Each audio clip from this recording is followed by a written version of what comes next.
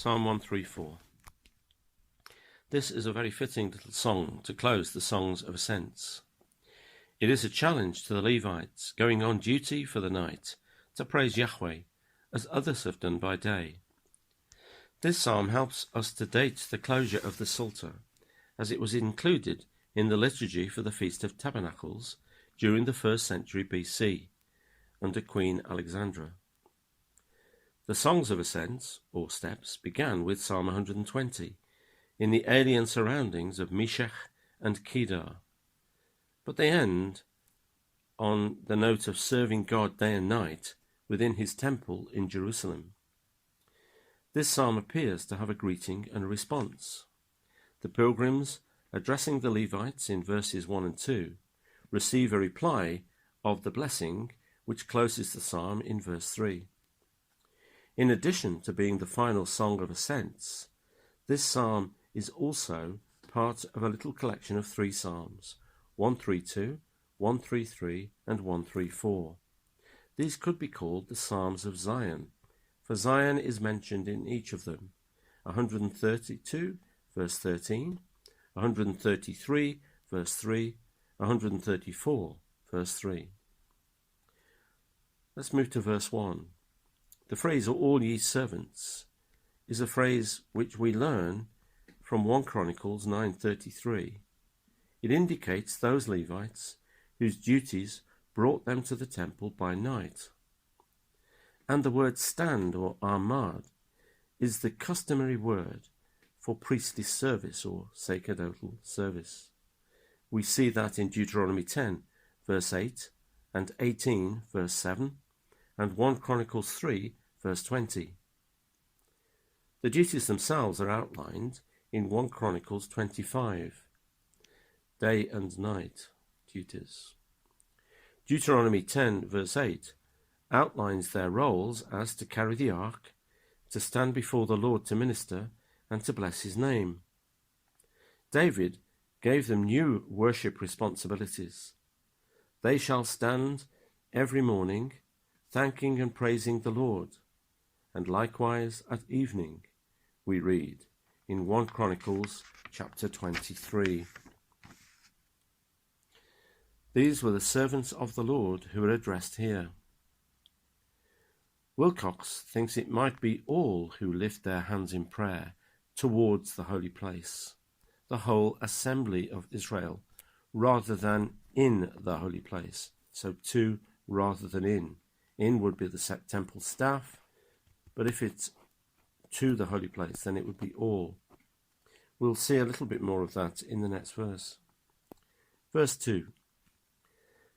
The phrase "lift up your hands" is here and in Psalm 28, verse 2. There's an example of this practice in Exodus 9, 29 and 1 Kings 8, 22. Psalm 28 is about lifting up holy hands towards the oracle of your sanctuary, that is, the place where the ark of the Lord dwells. It's also seen in the New Testament, in 1 Timothy 2, verse 8, the idea of calling down the power of heaven on others.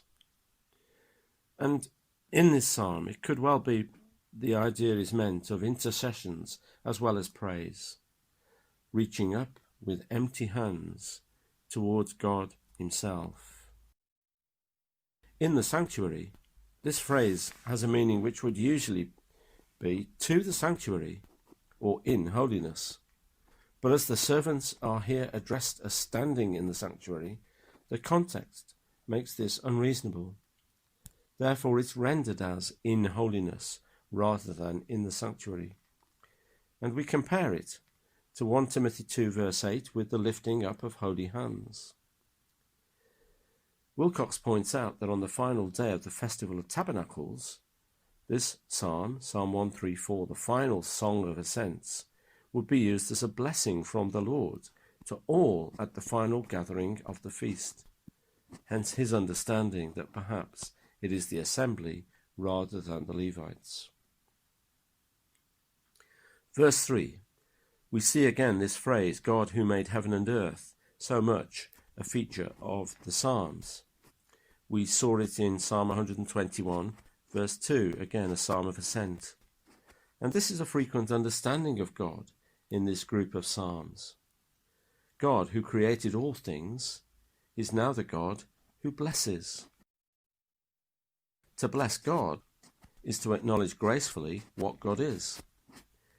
But to bless man, God must first make of man what he is not, and give him what he does not have. And when God gives to man both the mighty small and the mighty great, he gives without measure. And he gives very freely, as we see in the psalm, the previous psalm, the flowing down. And his ways are beyond fathoming. We can't understand the blessing. His blessing is from Zion. It's particular and measurable, a place that is known and to which the Levites could get up and go. His blessing is not far off. It's not in heaven or beyond the sea, but very near you. And this is an understanding both of the Old and the New Testament. In the Old Testament, we see it in Deuteronomy 30, verses 11 to 14. And in the New Testament, we see it in Romans 10, verses 6 and following.